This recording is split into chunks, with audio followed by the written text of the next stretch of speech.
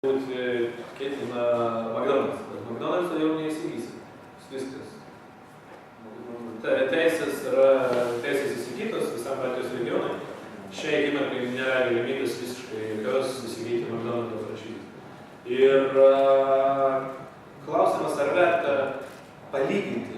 Aš sakyčiau, kad visą laiką verta palyginti.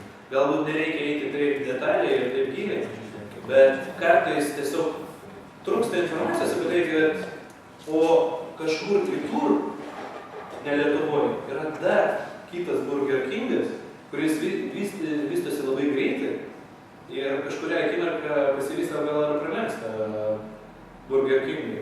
McDonald's vargu bau, bet jis gali kitą dieną ateiti čia į Lietuvą ir po metų jis jau bus žinomas ir jis jau bus populiarus. O kodėl nėra sudėtingo Lietuvoje?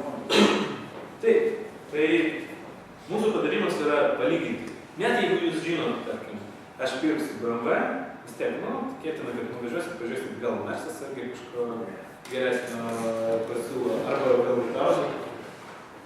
Žinau žmogų, kuris pirko ne limuziną savo ne dėl prekės ženklo, o dėl to, kad norėjau labai patogiai važiuoti, galvoju pirkti Mercedes ar BMW, galbūt Audi. Ir po to užėjo taip, užėsiu čia Phaetoną, Volkswagenas išleido. Ir įsigijo Phaetoną, nes jis yra vienintelė Phaetono problema yra tai, kad jis yra Volkswagenas. Tam žmogui tai, kad yra Volkswagenas, problemas nebuvo. Taip, franšizų atranka. Labai kartais būna sunku pataikyti. Sutinkai? Ko yra aiškesni kriterijai, kuriuos jūs savo nusistatot. Nesvarbu, ar jūs pradedat naują verslą tiesiog verslą, ar jūs norit pirkti franšizę, galų gale, ar jūs ieškot verslo partnerių arba žmonos, vyro. Ko tiksliau jūs nustatysit tos kriterijus, to mažesnė rizika ateityje praleisti kažkokią svarbią detalę jūsų lovą. Prekės ženklo žinomumas. Mes jau kalbėjomės, Viktorija minėjo, kad mes diskutuojam nuolat tarpusavį, mes nors ir dirbam toj srityje, ant tiek šitas verslo modelis yra lankstus, dinamiškas, nuolat besikeičiantis, kad nuolat kažką pamatai naujo ir pagalvoju, ne tai, kad viskas apsiverčia aukštyn kojom, bet labai smarkiai pasikeičia požiūris į tam tikrus dalykus. Tai prekės ženklo žinomumas atrodytų. Franšizė, vienas iš elementų yra prekės ženklas. Per kiek laiko, kaip jūs galvojat, Čili tapo populiarus Latvijai? Jie užsisakė tyrimus iš nuomonių apklausos kompanijos, nes gal per kiek laiko jie pasiekė tokį populiarumą ir žinomumo lygį, kokį turi Lietuvoje? Per 3-5 metus? Per metus. Per metus. Nors jie atsidarė, pasitikrino, paleido savo marketinginę programą, per metus laiko jie pasiekė praktiškai tokio pat žinomumo, kiek Lietuvoje siekė ilgesnį laiko tarpą. Gal pas juos tenais, kadangi aš linkęs spėti, gal Latvijoje tenais nėra paplitęs tokios picerijos? Ten paprašiau. Gal. Kai jie atėjo, mažai kas žinojo, gal studentai, kurie važinėjo. Bet mintis yra tame, kad jo Burger Kingą žino visi. McDonald's žino visi. Gerai, ne visi, absoliučiai dauguma. Kartais prekės ženklų žinomumas nėra savaime ta vertė, kurios reikia siekti. Čia įgyvos, nes Maxima dėjo reklamą į savo Latviją ir to pačių šeimystą su jais į tos pačios patalpas atėjo žmonės eina ten ir eina už kas. Tai yra rodiklis. Prekės ženklas žinomas ir nežinomas. Tam, kad pasiekti prekės ženklo žinomumą, kartais užtenka labai nedidelių investicijų ir nelabai ilgą laiko tarpą. Nes kartais, jeigu dažniausiai prekės ženklo žinomesnis prekės ženklas, to jis bus brangesnis. Bet yra nelabai žinomų prekės ženklų, kurie gali išpopuliarėti ir tapti labai greitai žinomas. Ir dar žinoma elementarus dalykas, kartais prekės ženklui nereikia būti žinomam ir populiariam tam, kad verslas būtų žinomas. Expense reduction analysis, ką aš jau apie ką šnekėjau, jie galbūt jiems per metus užtenka aptarnauti 50 klientų ir jie bus labai sėkmingai įmonė. Ir jiems nereikia kiekvieno kampo mojuoti vėjo. Nežinau, bandau prisiminti šį pradžios, aš nelabai labiausiai visos iš marketinginių ir dalykų žinomų pradėjimų, kurios visos pirmosios skaičius buvo mokomas. Visą laiką savai rėmėsis. Nuo pirmos dienos. Gali būti. Bet kažkas gal nemokė. Gerai, tai investicijos. Jūs planuojat pradėti verslą, kaip nebūtų liūdna, reikia turėti pinigų. Ir tam, kad negaišti laiko ir neliūdėti labai, kad norėjau labai Burger Kingo, o pasirodo tam, kad įsigyti Burger Kingą Baltijos šalims, o mažesnei teritorijai tiesiog franšizės neparduos, reikia turėti bent jau 30 milijonų eurų. Tam, kad turėti teisę įsigyti ir parodyti. Nereikia jų iš karto visų išleisti, nes bus planas per 5 metus išvystyti tinklą, pavyzdžiui, iki 25 taškų.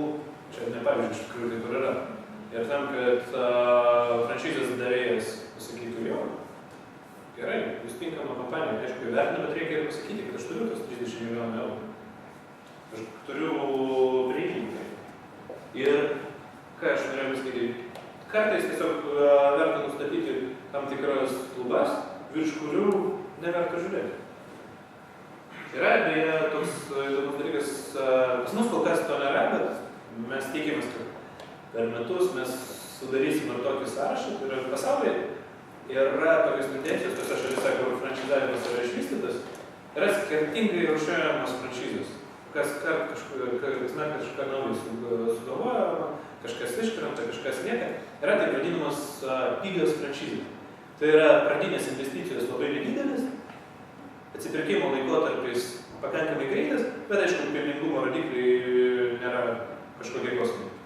Bet, žinot, vėl papasakosiu iš patirties, labai buvo smagu, žmogus atėjo, sako, aš noriu dirbti franšizės, aš sakau, mes galime padėti, žinoma. Ir sakau, planuojame jūs investuoti su manimi, sako, aš norėčiau kažkur 15 tūkstančių litų investuoti ir kad per mėnesį apie 10 tūkstančių litų užsidirbti. Aš galvoju, reikia pasamdyti kažkokį privatų seklį, kad pasiekti tą žmogų, kai jis suras tą verslo modelį. Aš irgi noriu tokį. 15 tūkstančių investuoju, 10 tūkstančių užsidirbti. Tai tos pigios franšizės yra tiesiog katalogas atskira ūkė, tai irgi parodysiu. Patirtis. Franšizės darėjai labai dažnai taiko tam tikrus kriterijus. Čia gaunasi ir jūs iš vienos pusės nusistatot kriterijus, bet jūsų kriterijai vis tiek bus dažniausiai priklausomi nuo franšizės darėjų. Tai yra čia kalba eina apie tai, kokios franšizės jūs ieškosit. Ar tos, kurį nustato patirties reikalavimus, tarkim, jeigu kalba eina apie drabužius gamintojų, ar reikia turėti patirties toj sferai, ar nereikia. Jeigu jūs turite tokios patirties, tikėtina, kad jūs norėsite ieškoti būtent tokių franšizų, nes jums lengviau bus su franšizės davėju bendrauti, jums bus lengviau verslą galų gale valdyti. Nes dauguma labai žinomų prekės ženklų, mūsų nuolat irgi ateina žmonės, sako, aš esu pasiruošęs, net šiais laikais ateina ir sako, mes esame pasiruošę investuoti 1-2 milijonus litų į drabužių prekės ženklus. Ir kai jų paklausiu, kodėl jūs norite tą daryti, nes rinka drabužių susimažinusi, jie labai aiškiai, jie yra geri verslininkai, užsidirbę kitose vietose pinigų, labai aiškiai viziją turi. Šiuo laikotarpiu taip, viskas yra nuosmų. Bet dabar yra galimybė pigiau gauti gerą vietą, pigiau ją įrengti. Mes turim pakankamai vertinių lėšų tam, kad dirbti galbūt net šiek tiek nuostolingai metus, kitus, bet kai bus pakėlimas, mes jau būsim toj geroj vietoj ir pas mus atsipirks viskas žymiai geriau. Jo, mes ilgiau dirbsim nuostolingai arba be pelno, bet kai pagerės rinkos situacija, jį pagerės, niekur neprisidėsim. Ekonomika yra ciklais pagrįsta. Mes atidirbsim ar užsidirbsim. Ir galvosim apie kitų franšizų įsigijimą. Bet jie susiduria su tą problemą, kad ne vienas rimtas franšizas prekės ženklas neparduos savo franšizės, jeigu investuotojas neturi patirties tame versle. Tai yra, grubiai tariant, jeigu jūs užsidirbot pinigų iš logistikos, tai vargu, ar jums pavyks įsigyti Zaros franšizę. Yra variantų, kaip taisyti. Jūs galite pritraukti kažkokį papildomą personalą, jūs galite darininkus siekti. Rinka. Kasgi dedasi toj rinkoj? Labai dažnai galvojama, visi nori Lietuvą atvesti Starbucks, nesvarbu, kaip viena franšizė, ir Subway. Tai dažniausiai užklausos kėdama tik iš studentų gaunamos Starbucks, Subway. Ir kai paklausi, kodėl, nes kitaip skanu, taip faina, taip jėga veža Starbucks. Kai paklausi, ar įsivaizduojat, nepaisant šiaip įdomumo dėlį, ar įsivaizduojat, kokios yra kainos Starbucks? Tai yra už $3 kavos atsigerti. Už 5, 6, 8. Kas Lietuvoje, kas turi atsitikti, kad Starbucks, nekalbant apie tai, kad Starbucks yra tokie reikalavimai, kad čia reikėtų iš vieno Starbucks eiti ir kitą eiti. Tas pats savai. Ir galbūt rinka dar nėra pasiruošusi tam produktui. Gali būti, kad kitur veikia, o čia dar klausimas. Pavyzdžiui, KFC. Girdėjote apie tokį prekį? Jie atsidarė Kaune. KFC yra kompanija, prekės ženklas, kuris priklauso Yum Brands. Tai yra franšizės davėjas, kuris turi keturis franšizės prekės ženklus, tai yra KFC, Pizza Hut, Taco Bell ir dabar, man atrodo, ir Baskin Robbins, priklauso daugiau kristi, bet šitie 3 tikrai. Ir jie valdo tos prekės ženklus ir tikrai galinga kompanija. Bet Lietuvoje jie perdavė franšizę Islandams. Islandai yra labai verslūs žmonės. Remax irgi Islandui priklauso, Baltijos šalis ir Suomija. Franšizės teisės valdo Islandas. Beje, labai fainas vyras, labai gražiai viską pasakoja. Tai iš Kauno Akropolio KFC išstumė, gal kas nors žino kas. Šių restoranų grupė, kurie valdo šiai akimirkai 30 restoranų, kur KFC, Pizza Hut ir Taco Bell yra 14 000 padalinių. Ištumė mes netikės verslo modelis kažkodėl tai buvo. Nevaldo. KFC atsidarė Vilniuje. Prie jie jau Lietuvoje yra nuo 7 metų, aš prisimenu. Atidarė vieną, uždarė. Dabar atidarė Vilniuje netoli mano namų. Kartais sužinau, ne kartą nemačiau, kad būtų, tai, sakyčiau, vieta keista. Švelniai tai. Vėlgi, kame problema? Ar gavėjas klysta, ar darėjas? Atsakyti dėja negaliu. Galbūt rinka. Galbūt abudu yra geri verslininkai, bet rinka nėra dar pasiruošusi. Lietuviai nenori valgyti paniruotos vištienos. Lietuviai nenori valgyti aštrios paniruotos vištienos. Galbūt tai yra problema. Paieška. Kaip ieškoti tų franšizės dalyvių? Parodos. Tai vienas iš šaltinių, vienas iš šaltinių. Yra konsultantai. Yra franšizės katalogai. Katalogai būna ir spausdintiniai, bet jie jau gyvena, dažniausiai jie būna tik prie parodų. Dažniausiai jie yra